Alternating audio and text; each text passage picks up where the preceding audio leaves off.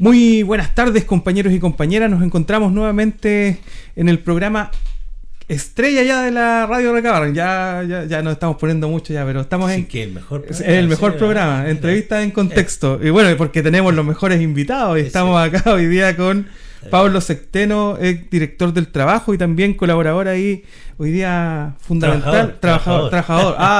Perdón. No. Ya, hicieron el contrato ya entonces. No entremos en detalle. Bueno, Pablo Centeno, que también está trabajando junto a nosotros en la Fundación Fiel. Muy bienvenido, Pablo, acá a Radio Recabarren, la radio de y los trabajadores.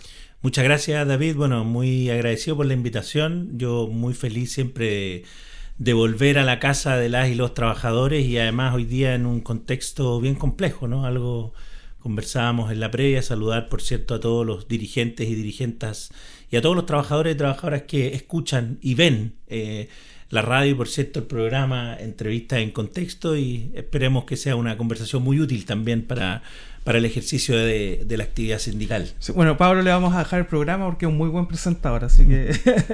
Sí, Pablo, queremos hablar del tema que está hoy día en boga, de todos lados están preguntando, y que para irnos directo al grano, para aprovechar también el tiempo. 40 horas.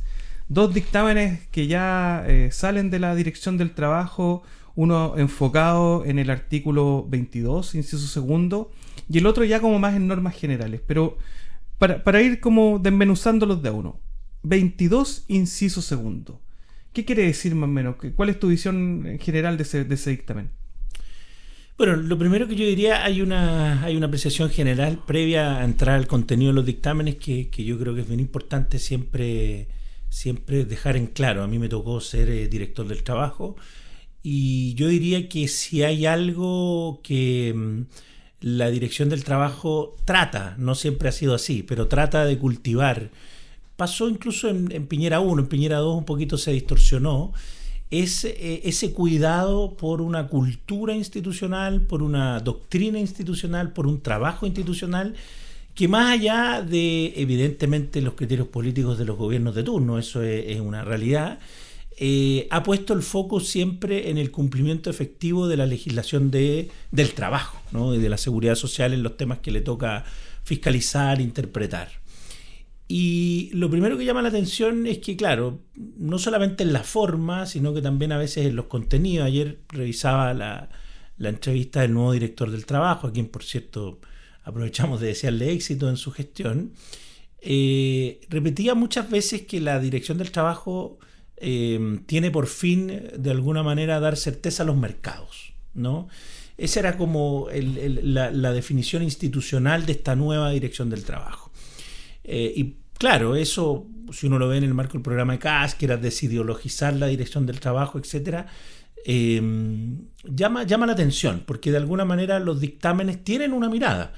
Y el hecho que no tengan, por cierto, la firma, ¿verdad?, de la institucionalidad, es un dictamen que legalmente no hay ningún cuestionamiento. La autoridad siempre tiene la facultad, ella o él, de interpretar la legislación laboral, pero si ustedes revisan, ¿verdad?, el dictamen, no hay ni una avisación de alguien adicional, de un abogado, del jefe del departamento jurídico, que algo que yo diría todos los directores y directoras, salvo, digo, algunas excepciones, en Piñera 2 sobre todo, han tratado de cuidar, porque en definitiva la Dirección del Trabajo tiene un mandato, y tiene un mandato que no lo inventé yo, que no lo inventaste tú, que no lo inventó la CUT, que de alguna manera la propia institucionalidad del Estado chileno le ha dado, ¿no?, por más de 100 años.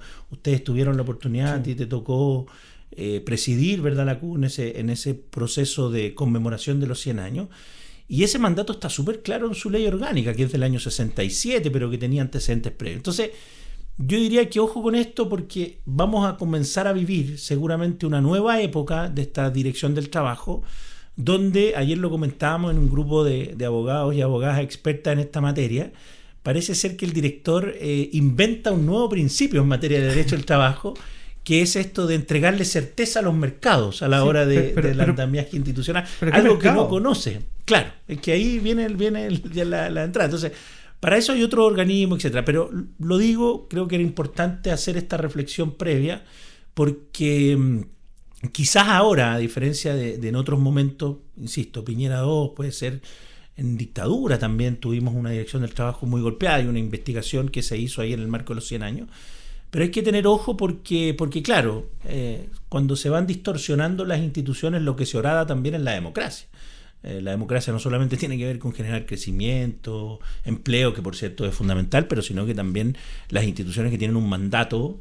Si queremos cambiar el mandato de la dirección del trabajo, hagámoslo. Modifiquemos su ley orgánica, ¿verdad? Modifiquemos el Código del Trabajo, pero no por esta vía, porque además, claro, siempre parece ser que del otro lado se acusa que cuando se saca un dictamen muy pro trabajador, lo que se está haciendo es esto. Entonces, ojo con eso. Y respecto a los contenidos de los dictámenes, yo diría que, claro, tú, David, lo tienes muy claro. Esto fue anunciado por el subsecretario, Rosende lo dijo. Sí, pero antes para pasar de pasar, me quedo dando vuelta este tema de la palabra como mercado y bueno, igual, hemos escuchado en distintas oportunidades hablar de esta ideologización de la dirección del trabajo, pero con una mirada muy ideologizada, por decirlo de una manera. O sea, aquí cuando hablamos de mercado, cuando hablamos de entregar certeza, estamos hablándole no en el rol que debe tener la dirección del trabajo, que es la defensa de los intereses de los trabajadores o de los derechos laborales, sino que estamos hablando de entregarle certeza a un mercado laboral, a un mercado de capitales. Es que es extraño, Pablo, esto. Sí, por eso yo quería hacer esta como observación más general antes de entrar en el contenido específico de los dictámenes, que entiendo que es la gran intención, ¿verdad?, de nuestra conversación. Pero hay que ponerle ojo porque no es algo baladí, no es algo baladí, tú lo dices muy bien. Uno puede creer que el derecho al trabajo hoy día tiene una evolución que permite compatibilizar ciertas normas de flexibilidad, por ejemplo. Y yo diría que sí.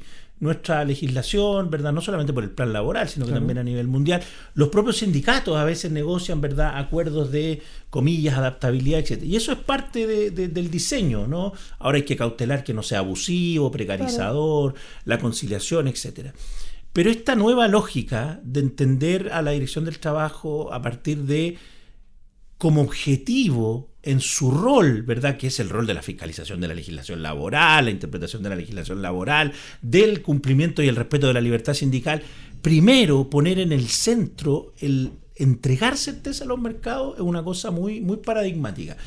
Porque bajo esa óptica yo podría decir, mire, certeza a los mercados es a lo mejor si es que hay un conflicto grande, que históricamente la dirección del trabajo ha tenido que cumplir roles de mediación, de diálogo social, es decir, mire, yo no me voy a incorporar en este conflicto porque no me corresponde y porque el mercado tiene sus reglas. Entonces, ojo con eso, porque ese es un argumento. Yo por eso decía que lo comentábamos ayer, yo soy parte de una comisión normativa que es la de la Asociación de Abogados Laboralistas de Chile, de la GAL, ¿verdad?, de la Carmen Espinosa, que es la presidenta, y hay una pequeña comisión donde hay abogados y abogadas de distintas miradas, de distintos signos, pero todos muy técnicos, con mucha experiencia. Y llamaba mucho la atención no lo dicen los dictámenes, pero sí lo dijo el director en su entrevista en el Diario Financiero, donde reiteró esta idea con mucha, digamos, perseverancia, ¿no? Entonces, ahí hay algo que puede empezar a orientar.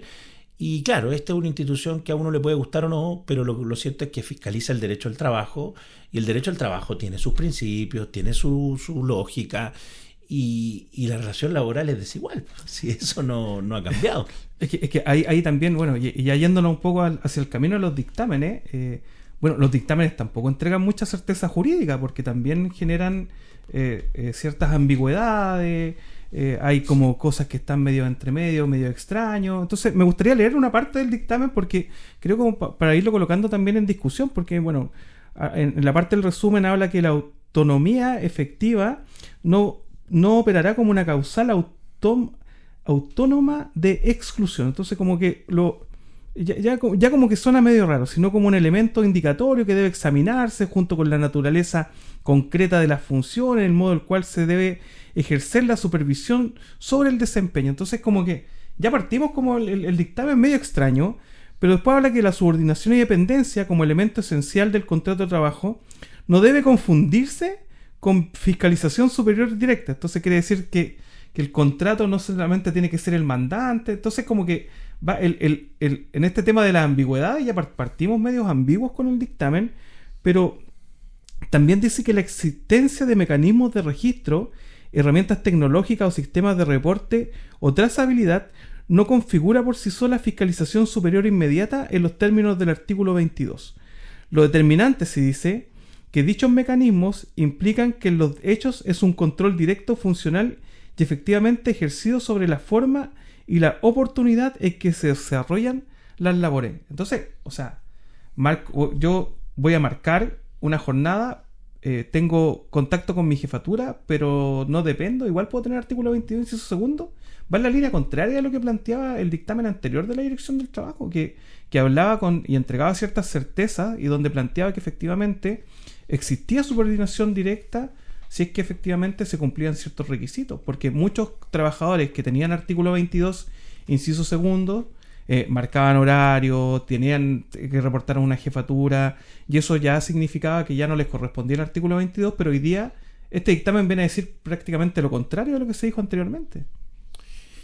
Bueno, yo diría que claro, hay dos dictámenes, ¿cierto? Lo decíamos muy bien. Uno que refiere a la regla de aplicación de la reducción de la jornada, que es cómo se tiene que reducir. Yo creo que ese no altera mayormente lo que había resuelto la ADT anteriormente. Tú ahí tenías una observación que me parece válida, la podemos conversar luego. Sí. Y bueno, hay una ley también, la ley 21.755 de julio del año pasado, que un poco resolvió este problema. Y respecto al artículo 22, inciso segundo, claro, yo me iría a un antecedente previo. El artículo 22, inciso segundo, es una anomalía en general, ¿no? Es una anomalía porque la regla general, digamos, y el objetivo de no solamente de las normas vinculadas al cumplimiento de la jornada, sino que de los convenios internacionales. Hay que recordar que el convenio 1, ¿verdad?, el convenio 48, etcétera, han establecido la limitación de la jornada, el tiempo, este debate que ustedes han tenido siempre como PUD de la soberanía, ¿verdad?, etcétera, el valor del trabajo finalmente. Entonces, claro, la ley de 40 horas, a propósito de que el objetivo es que trabajadores y trabajadoras trabajen menos, tengan menos tiempo de jornada de trabajo y más tiempo para vivir, lo que hizo fue algo en consecuencia, y es limitar esta gran cantidad de hipótesis que antiguamente tenía el artículo 22, inciso segundo, para restringirlo a 2: gerentes, apoderados, ¿verdad?, con facultades reales de administración, no un jefe de sección, que muchas veces también se metía a esos trabajadores. A mí me tocó una vez fiscalizar en el Jumbo, y recuerdo que un fiscalizador le pregunta a un jefe de la sección de panadería, ¿verdad?, qué jornada tenía. Y esa jefatura le dice: mire, yo tengo artículo 22, inciso segundo. 22, ¿cómo se conoce? Y el fiscalizador le pregunta y le dice: bueno, pero usted contrata trabajadores, despide. No, yo no hago nada de eso, la verdad que yo organizo acá. Entonces, claro, con facultades reales de administración, etcétera. Eso en general no lo toca mucho el dictamen. Ahí hay una doctrina bien consagrada a nivel institucional. Y donde se mete de lleno es en la fiscalización superior inmediata, ¿no? Y ahí yo diría que hay varios elementos de análisis, y partiendo por el más grave, que es el que tú señalabas al final, y es que señala de manera ilegal, han dicho algunos. Yo no quiero entrar en esta discusión porque eso lo tendrá que declarar algún organismo competente, sí. Pero digo, porque esto podrá ser reclamado en tribunales, ante la Contraloría, la propia autoridad eventualmente podría revisar si hay un planteamiento en esta dirección, pero al parecer va en contra del artículo 42 del Código del Trabajo, que señala, como tú lo decías claramente, que cuando hay registro de asistencia, control de la jornada, control de asistencia, control del tiempo, lo que hay es jornada de trabajo. Entonces, ¿cómo no va a haber control, jornada, y a la vez sí haber fiscalización o no haber fiscalización? Entonces, claro, es un enredo en una primera dimensión. Yo diría ahí se enreda en esa primera dimensión. Pero ya avanzando un poquito más adelante, un poco lo que tú también leías y señalabas, esto de la autonomía efectiva a propósito del control funcional, etcétera, lo que a nuestro entender ha tratado de hacer este dictamen es abrir el marco de posibilidades, porque entrando en la casuística, claro, uno podría decir: mira, hay muchas formas hoy día de tener una especie de autonomía, control relativo, en donde, claro, van a haber elementos de subordinación y dependencia, control de tarea, etcétera. Pero, ¿cuál es el riesgo? Que, en definitiva, se olvida. Yo creo que en esto el dictamen es bastante conservador, por decirlo de alguna manera, que hoy día la capacidad de la tecnología para controlar el trabajo es inmensa. O sea, es cosa de que veamos como ocurre con los trabajadores y trabajadoras de plataforma. Tú Sí. estuviste en esa discusión, has estado también desde el inicio en varias materias, no solamente a nivel legislativo, sino que también en el ámbito del convenio internacional. Entonces, hay que ponerle mucho ojo. Es un dictamen muy ambiguo, que además por la oportunidad genera mucha incerteza. Tú lo dijiste muy bien. Este gobierno sacó una semana y media antes dictámenes que además generó una expectativa de que iban a cambiar un montón de cosas cuando el margen es bien acotado.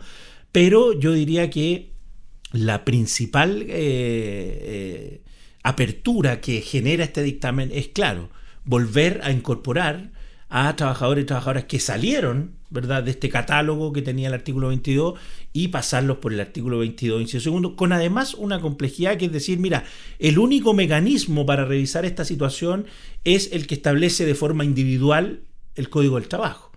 Porque en definitiva dice, mire, sí está el mecanismo de resolución de controversia. La ley dice, mire, si un trabajador o empleador no están de acuerdo, vaya y reclame. La pregunta es, ¿qué trabajador reclama individualmente ese?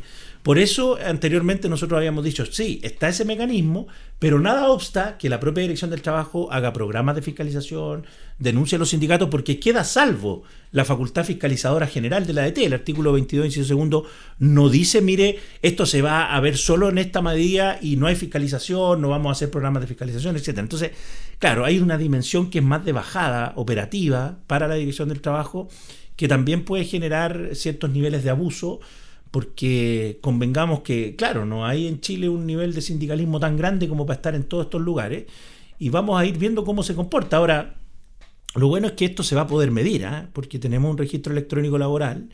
Hoy día ya hay una gran cantidad, yo diría, no recuerdo el último dato que teníamos como DT, pero eran algo así como 600, 700 mil trabajadores y trabajadoras 22.2.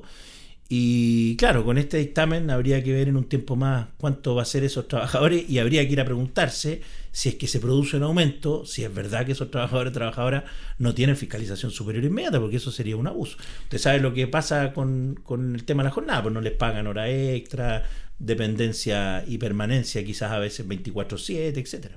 Sí, y ahí es donde me gustaría entrar, porque nosotros igual lo hemos conversado con otros compañeros y compañeras.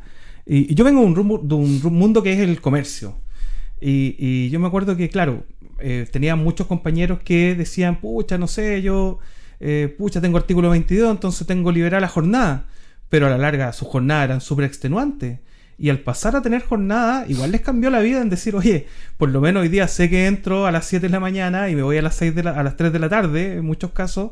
Pero esto podría generar, y ahí en la última parte que tú decías muy bien, Pablo, podría generar nuevas contrataciones con el artículo 22, inciso segundo, no generando horas extras, no generando también otro tipo de condiciones. O sea, la gente no sabe a qué hora entra ni a qué hora sale, pero a la larga va a tener márgenes. Entonces, esto se podría utilizar como una mala práctica de aquí en adelante. O sea, claro, a mí me consultaron el otro día en un programa sobre cuál era el riesgo principal de esta apertura. Flexibilidad, le llamarán algunos, etcétera.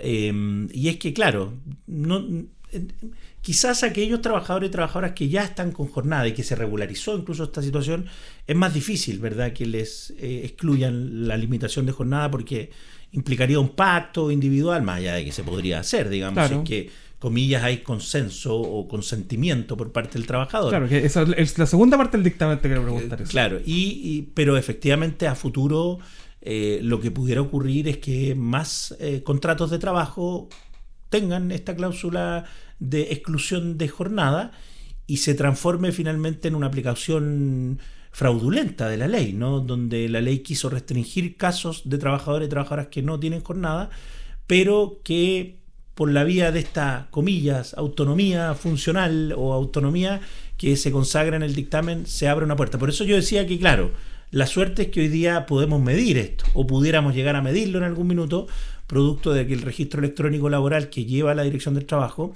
es un registro obligatorio. Las empresas no todas registran los contratos y los anexos, pero hay un porcentaje grande que sí lo hace, y ahí vamos a tener que medir esto. Esto es una política que no va a escapar de la medición, que en algún minuto se va a hacer, pero donde, claro, esos trabajadores y trabajadoras, porque en definitiva lo que está, tú lo dices muy bien, Lo que está en definitiva en presión o como incentivo es tener o no tener empleo. Claro. Si eso es.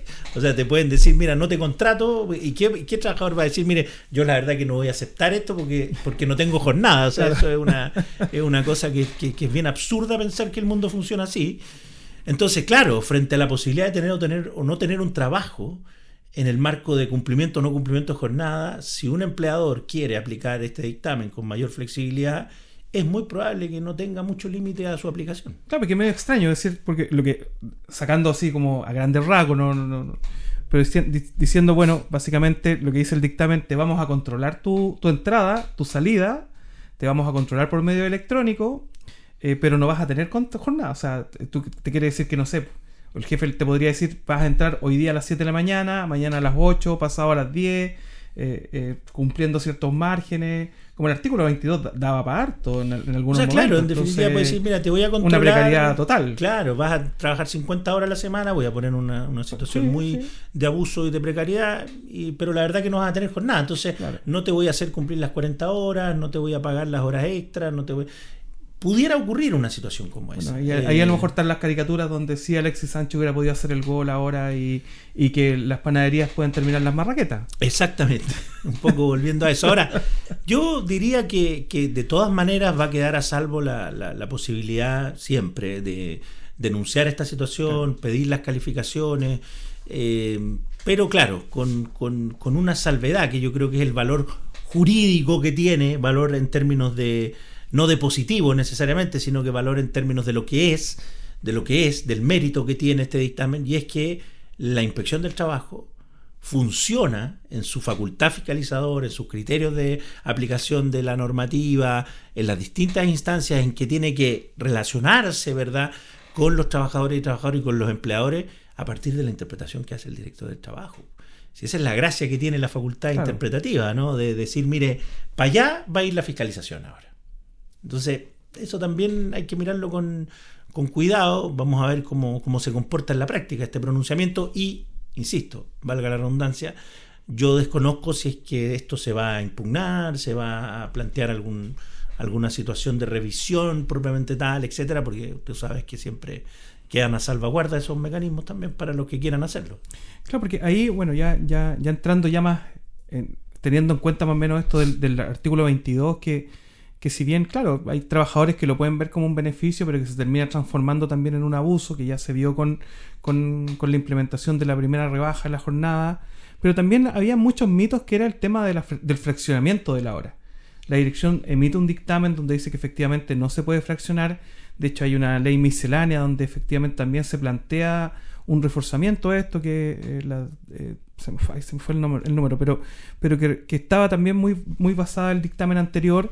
Y hoy día también, con estos anuncios también del director del trabajo, muchos pensábamos, y ahí yo no sé si era mal pensado, pero pensábamos que podían volver al tema del fraccionamiento a la hora, que ya el dictamen toma básicamente gran parte del dictamen anterior, y no se generan grandes modificaciones. Pero yo tengo un tema ahí, que habla del tema del mutuo acuerdo.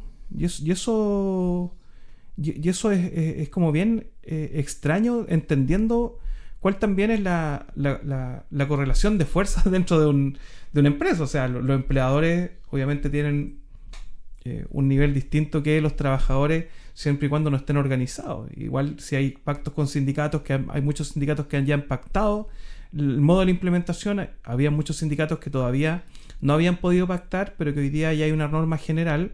Pero también se habla mucho del mutuo acuerdo, y eso me preocupa, porque cuando se habla también del mutuo acuerdo, ahí podría implementarse casi de cualquier manera la jornada. Bueno, efectivamente esa fue una de las cosas que la ley consagró, digamos. Ustedes saben, el artículo 3º transitorio de la ley de 40 horas consagró un mecanismo de adecuación de la jornada diaria que recurre primero al acuerdo, ¿no?, al acuerdo entre las partes. Y yo lo que entiendo, y esto también hay que dejarlo claro, es algo que pudiera estar en debate, pero pero mi impresión es que no, por lo menos en la experiencia en donde a mí me ha tocado, es que donde hay sindicatos, trabajadores y trabajadoras afiliadas al sindicato, es el sindicato el que tiene que suscribir o no el acuerdo. Sí. Eso es una primera cuestión y si es que no es el sindicato, ¿verdad? Y la empresa hace estas negociaciones por el lado o fragmentadas con trabajadores y trabajadoras afiliados, lo que hay es una práctica antisindical que uno pudiera denunciar, incluso pudiera dar origen a la revisión de ese, comillas, acuerdo individual que se hace, voy a utilizar una expresión, por el lado de la directiva sindical. Pero eso es una primera dimensión, porque si no, claro, no tiene sentido haber consagrado los sindicatos. Si no se les da titularidad para esto, ¿para qué se pone el sindicato? Pero el problema está, como tú bien dices, en la situación individual. Y ahí yo creo que, claro, si bien el dictamen jurídicamente no hace un gran cambio, porque no puede, en definitiva, quedó amarrado por la ley del año pasado, claro.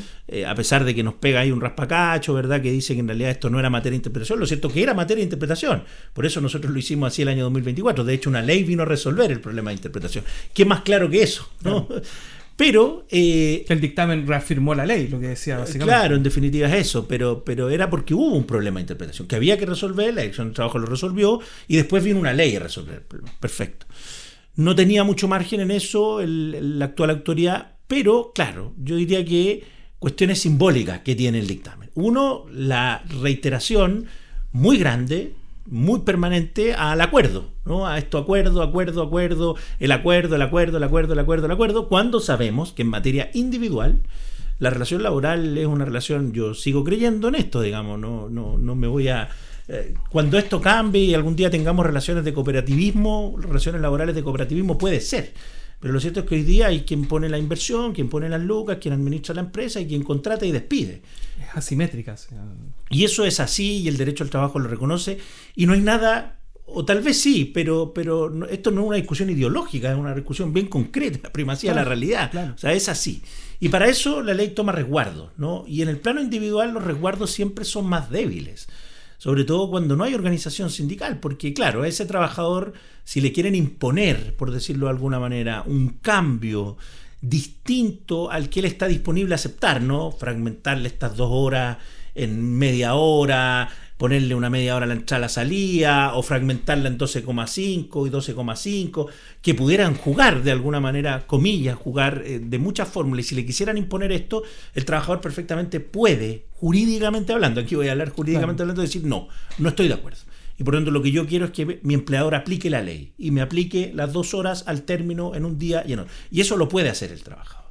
El problema viene después. ¿Qué pasa si hay represalias frente a esa negativa? Claro.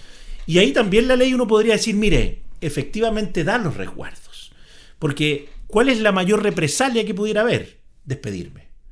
¿Y el despido sería justificado? No. Sería injustificado, podría incluso dar origen a una situación de vulneración de derechos fundamentales, si uno lo quiere enmarcar, dependiendo del nivel de hostigamiento que pudo haber existido en el marco. Y hay mecanismos. Lo que pasa es que esos mecanismos a veces son poco eficaces para la mantención del empleo, que finalmente es el objetivo principal, pero existen mecanismos. Y yo, más allá, claro, de esta situación de constatación, de la relación desigual, de que los mecanismos a veces son más débiles, etcétera, existen esos mecanismos. Existe el derecho a no sufrir represalias, uno puede demandar por tutela, uno puede demandar por despido justificado, si a uno le cambian unilateralmente y uno no consintió en esa modificación, porque el empleador perfectamente podría mandarte una nota. Claro. ¿No? Y decir, mire, ¿sabe qué? No me firme nada, no importa, yo le voy a mandar la instrucción y si usted no cumple, lo voy a despedir, perfecto. Yo podría denunciar esa, comillas, instrucción. O así entre medio del anexo contrato, firme aquí nomás, no se preocupe. Claro, yo podría denunciar y ir a la inspección del trabajo, pero todo eso siempre lleva el riesgo, conlleva, ¿verdad?, la situación de eventualmente poder sufrir represalias. Y en eso, claro, hay que estar súper informado, cuáles son los derechos que tienen los trabajadores y trabajadoras, pero también decirlo con todas sus letras, no es lo mismo cuando hay organización sindical para negociar estos acuerdos que la ley consagra que cuando no la hay, ¿no? Y en eso, claro, ambas situaciones, tanto de manera individual como colectiva, pueden decir no estamos de acuerdo y se aplica la regla, ¿verdad?, que es al término de la jornada, en 2 días distintos, 1 hora o 50, 50 y 20, pero siempre es más difícil cuando es a modo individual.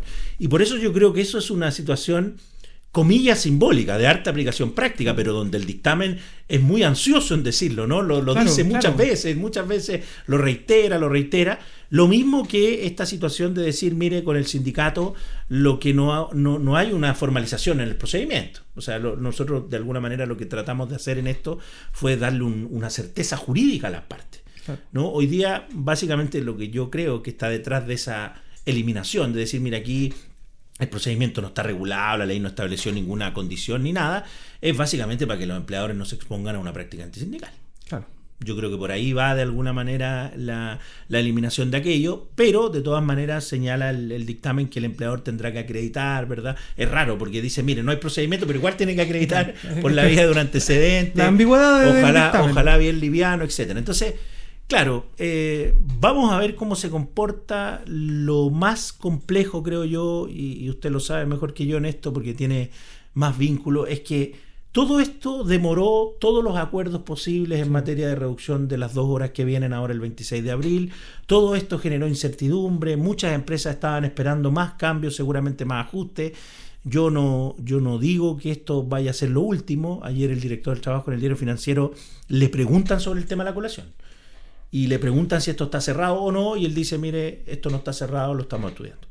Entonces, ojo, también pudiera, no sé, hoy día, mañana, pasado mañana o incluso después del 26 emitirse algún pronunciamiento vinculado al tema de la colación, porque esto también es bien particular, pues el subsecretario no había ni siquiera asumido el director del trabajo y ya decía, mire, estos van a ser los cambios, por estas líneas van a ir, entonces en contra todo lo jurídicamente correcto o políticamente correcto, autonomía técnica, claro, etcétera, que siempre se reclama, ¿no? De la dirección estamos buscando al director del trabajo que haga lo que nosotros le estamos pidiendo, básicamente, pero de mala manera, muy mala manera. Sí, muy mal presentado. Yo la verdad que a mí me tocó ser director del trabajo. Obviamente, siempre la discusión de las leyes es una cosa muy intensa, ¿no? La ley Karin, la ley de Gandador, ingrésame. Y evidentemente cuando hay una ley tiene que haber un pronunciamiento y siempre hay dudas, inquietudes. Yo no recuerdo si las autoridades políticas en ese minuto pautearon como hay que decirlo, como pauteó ahora el subsecretario al DT. Yo de verdad que no revisé la prensa. Yo por lo menos no lo vi, no lo recuerdo tampoco. Claro, siempre había temas, ¿no? Claro. Mire, hay un tema que la DT tendrá que resolver. ¿Qué va a pasar con esto? ¿Qué va a pasar con esto? Porque hay un tema que... Pero no así de específico, porque en definitiva lo que la autoridad política ahora dijo, mire, esto se va a resolver y se va a resolver así. En definitiva, ¿no? Porque ya está resuelto en cierta medida. Claro. Entonces... Eso es bien paradigmático y bueno, vamos a ver qué pasa. Y eso pierde también la autonomía también de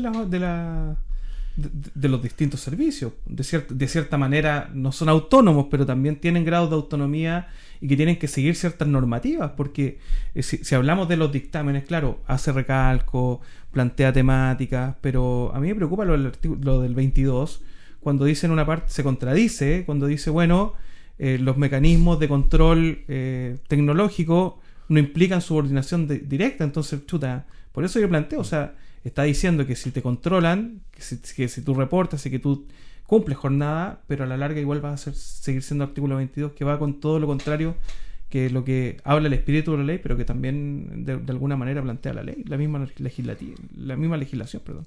Bueno, yo diría que ahí es bien interesante el debate porque, claro, como tú lo decías, algunos planteaban desideologizar.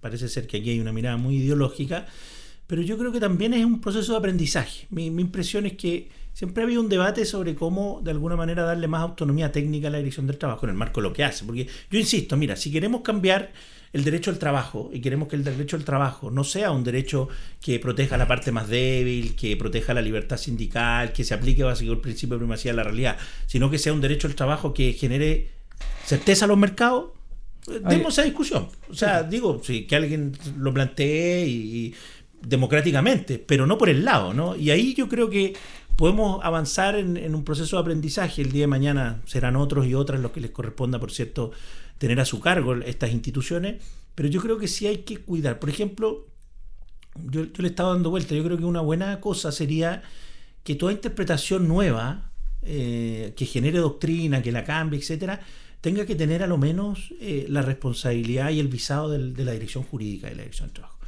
Porque me parece que ahí con todo el cariño, con todo el respeto, en algunos casos con toda la diferencia incluso que uno puede tener con los colegas y las colegas de la institución, yo soy abogado por cierto, hay una línea de trabajo que es mucho más histórica, que sobrepasa a las personas que están, ¿no? Hay doctrina que uno aplica que se generó en el año 70. Uno todavía cita, si ve dictámenes. Entonces, cuando se rompe todo eso, claro, lo que hay en definitiva es una afectación al rol institucional. Cuando el director del trabajo, la directora del trabajo se sienta en su oficina y saca un dictamen, que está bien, es legal, se puede hacer. Que es parte de su atribución. Es parte de su atribución, pero no hay ningún cuidado institucional. Sobre todo porque aquí, claro, en este caso, el 22.2, se rompe con una tradición. Si esto no es solo un dictamen a propósito de las 22.2, claro, es un dictamen que tiene que ver con control tecnológico, fiscalización superior inmediata, nuevos indicios de subordinación y dependencia, por ejemplo, el dictamen de plataforma, incluso antes lo que pasó con el tema de los trabajadores y trabajadoras que atendían, ¿verdad?, bolsas de supermercado, claro, los paquetes de verdad que embolsaban en las cajas. Entonces, aquí ha habido un desarrollo institucional que tiene que ver precisamente con esa gracia de la Dirección del Trabajo, que ir viendo cómo va cambiando el mundo del trabajo y tratando de responder también a esas nuevas realidades con las herramientas, con la legislación, con las facultades. Entonces, con esto se rompe eso, ¿no? Se rompe, de alguna manera se trata de terminar con la historia de una institución que tiene, insisto, más de 100 años.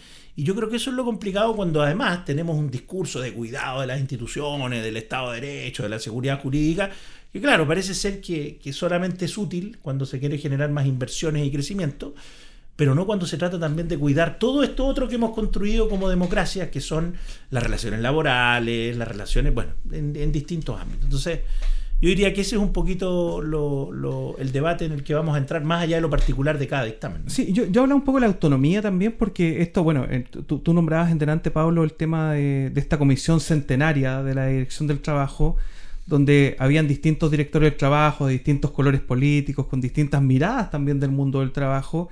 Pero una de las cosas que también fue como parte también del informe, que está ahí, se puede ver, hablaba también de la autonomía y de esta historia que tienen que tener estos relatos también, como tú muy bien lo decías, que el Código del Trabajo, si bien es interpretativo, pero también tiene que tener certezas jurídicas y entregar esto también, esta historia, esto de cómo un dictamen también se va complementando con el otro, pero que no viene a romper. Esto no es una opinión a lo mejor particular, sino que también es una opinión que tienen muchos más abogados, exdirectores del trabajo, también lo conversamos harto ahí, pero que tiene que ver con esto de cómo también se protege al eslabón más débil, que es el trabajador y la trabajadora. Porque claro, podemos generar crecimiento, podemos generar inversión, pero no a costa de los derechos laborales, y es ahí donde nosotros también vamos y hemos estado planteando en torno a estas discusiones.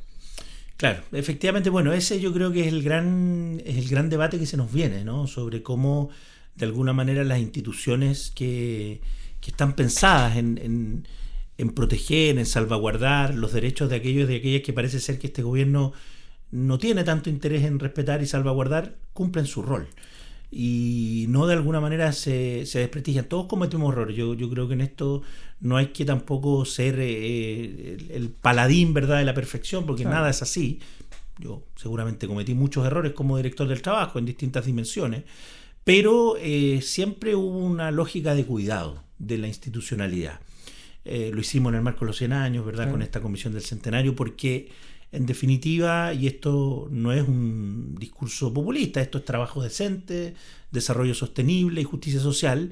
El crecimiento, la justicia social no solamente implican, ¿verdad?, desarrollo, sino que también implican respeto por los derechos de los trabajadores y trabajadoras y el rol que tienen a partir de sus organizaciones en la construcción de esto que es más grande, ¿no?, que es el trabajo decente, que son los objetivos de desarrollo sostenible, que claro, este gobierno también, producto de su política internacional y de lo que está ocurriendo, mira un poquito más de lejos, pero que yo creo que siguen siendo idearios de la sociedad y que más temprano que tarde se van a demostrar que en definitiva no pueden dejar de ser objetivos sociales. Y en esto la Dirección del Trabajo, lo dice su propia ley orgánica, cumple un papel clave para la protección y la defensa de los derechos sociales del trabajo. Bueno, estamos con Pablo Centeno, exdirector del trabajo, también ahí hoy día apoyándonos en la Fundación Fiel.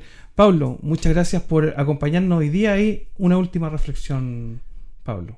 No, muchas gracias, David, por la invitación. La verdad que yo de alguna manera les hago la invitación a que estemos muy atentos y atentas a lo que va a ser este periodo, un periodo que no va a ser fácil para la CUT, donde además, bueno, van a tener que abordar muchas materias. Están ya en una situación muy compleja por el ingreso mínimo, va a venir un proyecto de ley que tiene muchas implicancias laborales, este famoso ómnibus, no quiero ponerle otro nombre para no generar descalificaciones de entrada, pero claro, ya hay algunos que anuncian que esto es ilegal, inconstitucional, es una estrategia, por cierto, y en esto, claro, la situación de los trabajadores y trabajadoras tiene que llamarnos con mucha preocupación a abordarlo. Nosotros muy disponibles desde la FIEL a entregar los insumos técnicos, son los dirigentes y dirigentes los que tienen que definir el rumbo de alguna manera sociopolítico de la organización sindical. Nosotros contribuiremos en esa dirección, pero yo diría que hoy día lo que es central es la unidad de todos aquellos y aquellas que creemos que el derecho al trabajo tiene un rol, tiene una finalidad, tiene unos principios, porque claro, cuando leemos estas entrevistas con estas definiciones se pone en riesgo eso que han sido conquistas de 100, 200 años que hemos alcanzado y que en definitiva nos han permitido tener mayor bienestar a todos y a todos los trabajadores y trabajadoras de Chile y del mundo. Así que muy disponibles en esa dirección y, por cierto, a seguir comentando, observando y también criticando, porque hay que decirlo, eventualmente los pronunciamientos y otras materias que eventualmente el gobierno promueva en materia laboral. Muchas gracias, Pablo. Muchas gracias por la disponibilidad, pero también por la importante reflexión. Los derechos de los trabajadores y las trabajadoras no han sido regalados, todos han sido conquistas que han sido en el tiempo y nosotros no buscamos retroceder, siempre buscamos avanzar. Bueno, estamos en Radio Recabarre, en la radio de las y los trabajadores. Los invitamos a seguirnos, a compartir y a comentar también en los distintos programas. Un saludo a todos y a todas, dirigentes, trabajadores y trabajadoras. Nos vemos pronto nuevamente. Muchas gracias, Pablo, por estar. Que estén bien. Gracias.